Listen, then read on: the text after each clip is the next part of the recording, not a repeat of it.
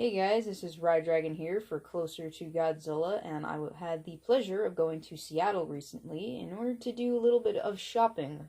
And, well, one of the main reasons I went to Seattle was to get some furniture from IKEA because it was cheaper for me to drive there than it was for me to have it shipped.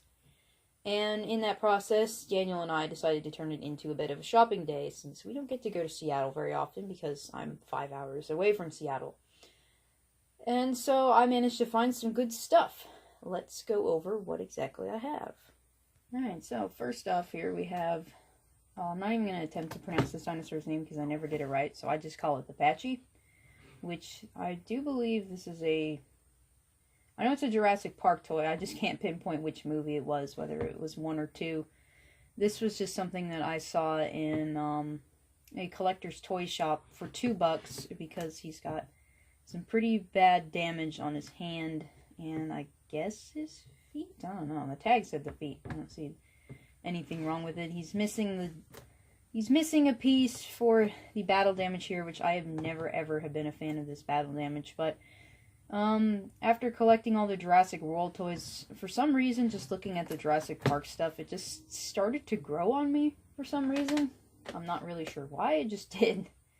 But the plus side is that it still works. And it's really forceful, actually. Actually, that's the first time I've done it on a solid surface. That has a lot of punch behind it, so.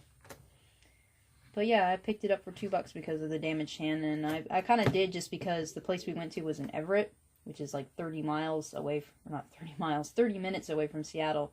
And so I was like, well, I need to pick up something along here, so I saw this. So yeah, that was only $2. Hooray for me.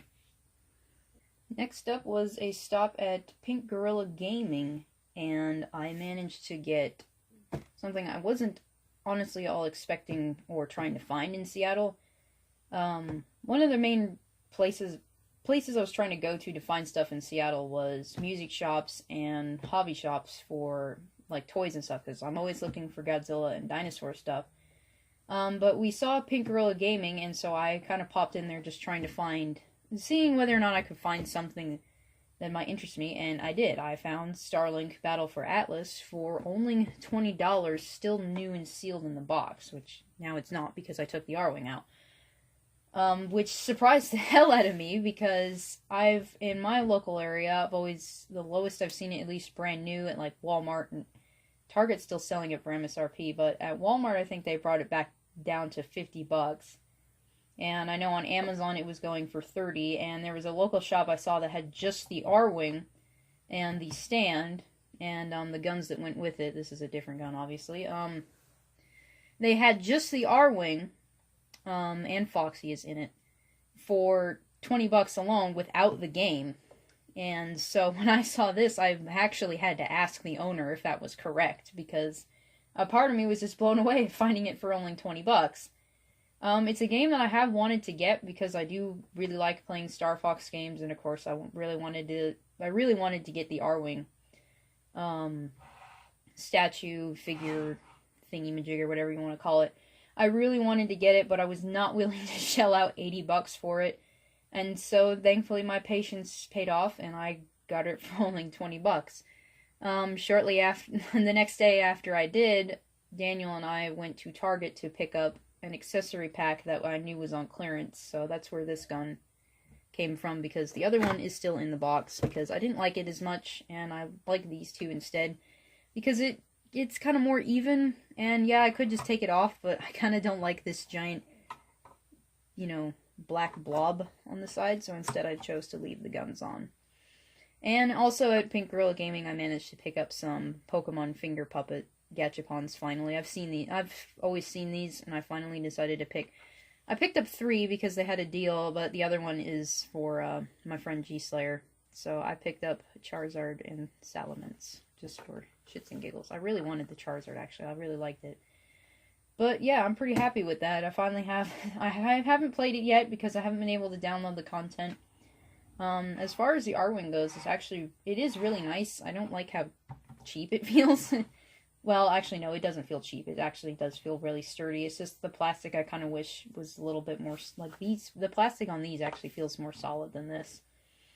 But what I didn't know is that these are actually articulated, which was interesting to find out by accident. But yeah, I already took it out of the box because I already have it displayed on top of my desk in a perfect spot. But yeah, that was a surprise find, and I'm pretty happy that I managed to get it for only 20 bucks.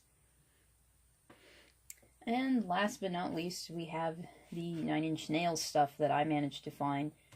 I'll bring in the CDs one at a time, but this is all stuff that I managed to find at one store, which was Neptune Musico, which, yeah, I'm very happy I managed to find so much in one store. I haven't peeled the price sticker off of this yet, but this was one that I didn't expect to find, and I'm actually really happy that I did, because I really wanted closure. Because I have the promotional poster that would have hung up in shops announcing that Closure was going to be released, and so I really wanted the actual VHS set to go with it. So, yeah, let's take a look, shall we? So I actually didn't know that this was a slipcase that came off. But yeah, it's a 2 VHS set, if they want to come out. And it comes with, unfortunately the booklet was a bit crinkled, but that's okay. I'm not too angry about it, because I actually found Closure in person, which is always nice to find these things in person. And then that's what I like, is I like to find these things in person. But yeah. I was able to pick it up for only 10 bucks, which is nice, because any other place I've seen a listing for it where it was this nice group set, I think, for like 30, but like I said, I like to find things in person because it's just the thrill of the hunt, and I'm very happy to find Closure. Alright, now we'll just go through the CDs in just the order that I have them. I was able to find Halo 4 Sin, which was really nice. Now all I'm missing from that set is Halo 1. And does this even have a Halo number? Yes, it does. Halo 11, which is The Perfect Drug. Which that was another... This, basically, I kind of completed like half of my collection here. I haven't peeled the price sticker off of this one for reasons yet. So this is... What Halo is this? Oh, I don't know the numbers off the top of my head. 17. All That Could Have Been Live. Daniel has the DVD of this, and so now I have the CD. I still don't have Still, though. That is currently my white whale. I need to find Still. And then I also got Head Like a Hole. Whoop. CD's missing, I guess. Daniel forgot to give me that back. And then I also got a promo copy of The Perfect Drug, which has an exclusive edit on it, as well as the actual song, which that one does not, for those that don't know. It does not actually have The Perfect Drug on it. It only has remixes, at least the US version. The UK version has it. Yeah, this was just a promo disc, basically. I don't know in what kind of promo. I really need to research this stuff. Speaking of promos, actually, I also have I found an All That Could Have Been promo disc as well, with just a few selections of the songs off of that, basically. So, 2 promo discs for the price of 1. And one that I didn't expect to find was Year Zero Remixed 3D, I think is that how that all translates out to. Which is a very nice set for my least favorite Nine Inch Nails album, honestly.